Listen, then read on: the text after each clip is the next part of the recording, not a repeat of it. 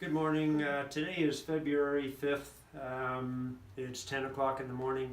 I'm with Eva. My name is Bill Allen. Eva's very inspirational about as a person because, do you mind people knowing how old you are? No, not at all. Eva's 91, so she's also a very healthy person, as you can see. Yes. But very inspirational because we all know 91-year-old people have no reason to not tell you the truth, at that stage in their life. So I met Eva on the 19th of November, and I'll ask, well, I remember on the first day that she had an average of about 92% oxygen, blood oxygen level, but it was moving around a lot. I think we got down as low as about 89 and as high as about 96. Yeah. But it averaged around 92. We did it about 3 or 4 times. This is an oximeter. This is something that hasn't been discussed yet so far. An oximeter will record the increase in oxygen in your blood. This is something that's almost medically unknown or medically not discussed. I really don't know what percentage of which would be accurate, but it's just not known on the marketplace. If I've shown this to 200 or 300 people, I can't remember anybody that knew anything about an oximeter or what it could do. This type of breathing, high oxygen breathing, will increase your blood oxygen level. Eva has experienced this. I'll let Eva just say hello and tell you about. You could demonstrate, Eva. Just show them show the viewers what one breath, how easy one breath is. Okay, it's very, very easy. I've shown it to many people around that I know, and you do.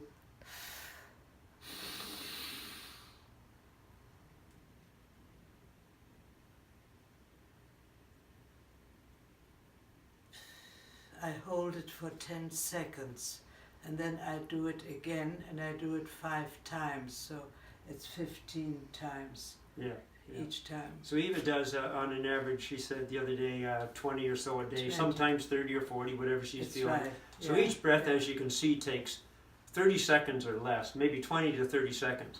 We take 20,000 breaths per day.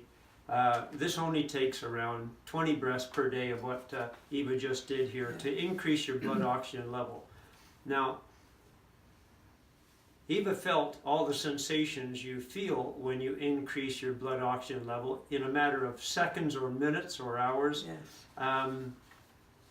I challenge anyone to say that this doesn't work, because I know it does work. I've been doing this for 5.5 years. It works, and it works, yes. Yeah, I can challenge anybody to try to prove to me, in fact, any oncologist, cardiologist, physiologist, MD, anybody wants to come to my office and prove to me this doesn't work, I'll write them out a check for $5,000 right then and there on the spot to anybody, because this does work. Why the medical community is not telling people about it, doctors, that's the puzzle of my life. But I've been doing this for 5.5 years, and doctors themselves don't know about it. yeah, I think that's mostly true. Now, I won't stop necessarily right now, Jacqueline, but I just ask you to do about a 3-second shot on each one of these pages here, because there's something I'd like to discuss with the viewer.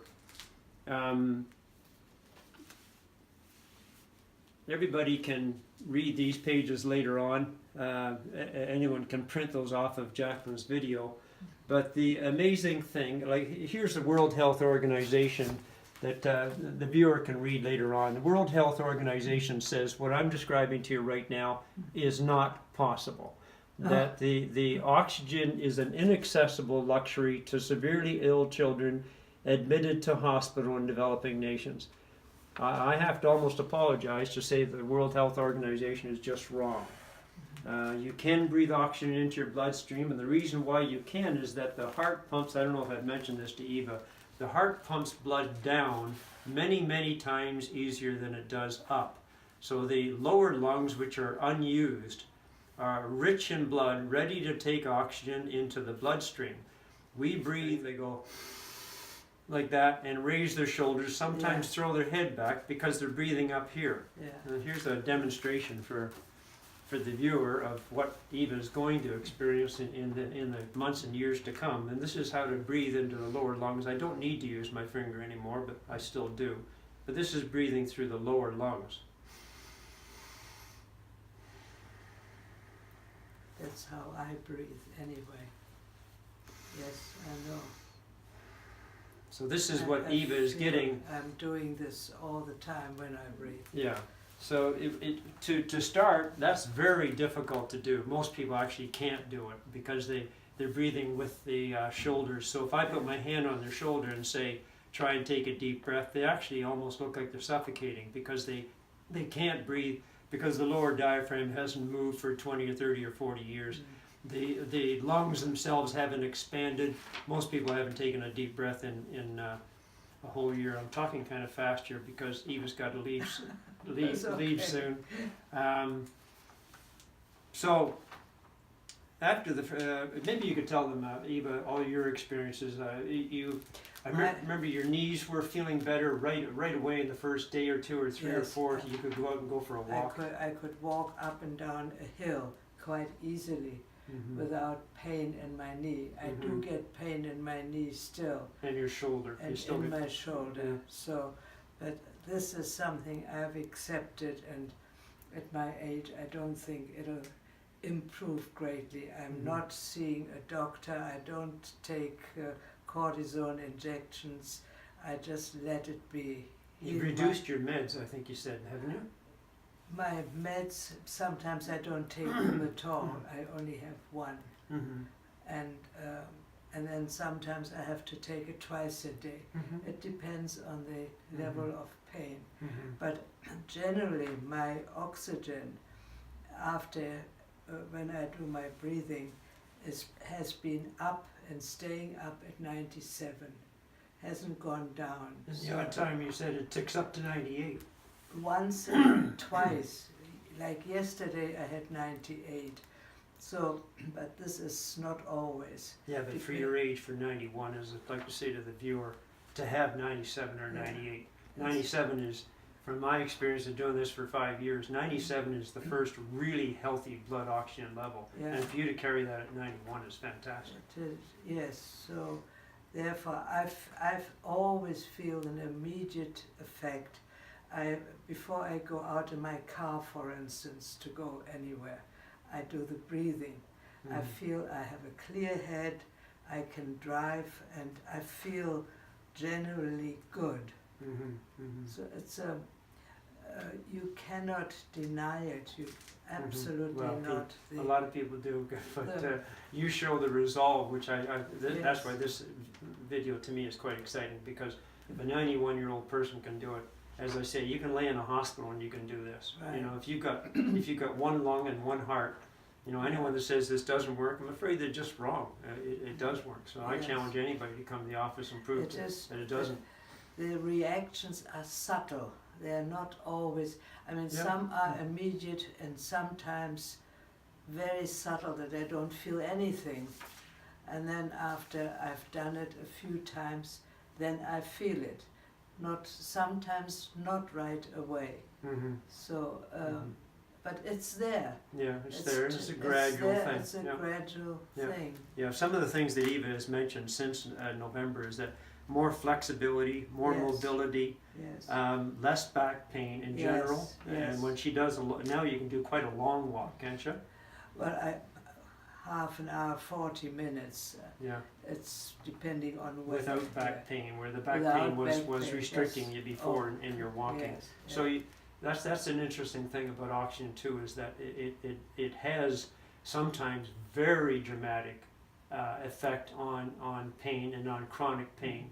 I've got a fellow right now that I'm going to be doing a video on pretty soon, another one of my customers at the lot, and he had chronic back pain that prevented him a lot of days from walking or even standing, and that chronic pain was gone before he even left the office. I mean, now, reduced, now standing here affects my back. Yeah, well, mine's a little bit like that too. I've got a couple of problems in my back, and if I stand on hardwood floors like this, I can feel it right away. So she mentioned less back pain, able to take longer walks, taking generally less meds. She still has the shoulder pain, and what was the other pain you had with shoulder and where? My knee. In your knees, yeah. Yeah, Feels health One getting day, better yeah. though, each gradually each day. yeah. The knees are better going upstairs, and she's doing about 20 or so breaths a day. Mhm. Oxygen is something that I don't think I've discussed with Eva so far, is that oxygen is actually cleansing the blood. This is something anyone can look up online.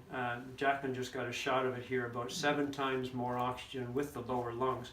So when we're shallow breathing up here, a person could go outside and run a 25-mile marathon, and they aren't going to increase their blood oxygen level nearly as effectively as this, because they're still shallow breathing even when they jog. And I've had 30 years of jogging and 10 years of squash, and all the time I exercise, I'm still breathing up here. Yeah. It might be a faster breath, like that, but it's still up here. It's not down here. And the minute you increase the velocity just by going, which the person they have to use the finger for the first months or a year or so, until the lower diaphragm is so flexible that you don't need the finger anymore. But for now, you're activating a diaphragm that hasn't moved for 20 or 30 or 40 years. And I've had people also with COPD of the lungs. One older fellow last year had 25% lung capacity, and before he left the office, he said he could feel his lungs starting to expand, and I guess as they expand, the diaphragm starts to move and you get more volume. And within 2 months, he went from 25% lung capacity. The next time he went to the doctor 2 months later, he was 65 to 70% lung capacity. Yeah, yeah. So it's just one of 1,000 things that oxygen does to the body. Something also that I haven't mentioned to Eva is that have you cut yourself? Did I mention that to you? Have you cut yourself? No, Well, the first time Eva cuts herself, the blood. and the first time that Eva goes to her doctor, she's going to find out that her blood is actually a little redder and a little thinner. Oh yeah. Because that's the cleansing action of oxygen. Is when it takes out the bacteria, virus, fungi, cholesterol, reduces the A1C level of your glucose. I think it helps diabetes dramatically. In fact, I've got the first person now that just a few days ago, he says he's absolutely convinced the oxygen has cured his diabetes. And I've got a second and a third person now with the inspiration of the first one that we're I trying. have a diabetic son, and he Oh, you says, mentioned that. Yeah, I can't do it. I can't do it. So there are. But he won't do it though. He won't do it. Yeah. Well, unfortunately, that's the. It's very unfortunate. Yes. Here's something else I'd just like to mention on here that my daughter already got a shot of this. This is kind of interesting that 400 doctors in 22 countries worldwide, this is online, and they're all promoting the power of oxygen because they know what oxygen will do. Hyperbaric chamber oxygen, vaginal oxygen insufflation, anal oxygen insufflation, oxygenated food, water. There's oxygen bars down in Toronto. None are anywhere near, not even a fraction of what this is. Even if a person is on one of these CPAP machines, I've seen too, that they can be on that CPAP machine and still not get the oxygen they're getting this way, not anywhere near it. So none of these worldwide oxygen doctors even mention the safest, most efficient method, simply breathing. And I question, is that because it's free? So, that's it, Eva. I think Eva's an inspiration to all of us, being 91 years of age. Getting going on 92 now. Yeah. Well, she's going backwards to 81, not forward to 101. She's going to be look like 81 in another 6 months or so. Well, thank you, Eva. Thank you, Bill, Thank you for the for time. coming. I Yep. hope I did something here Yep, for yep. you. Well, you're an inspiration to everybody. So Okay. they say.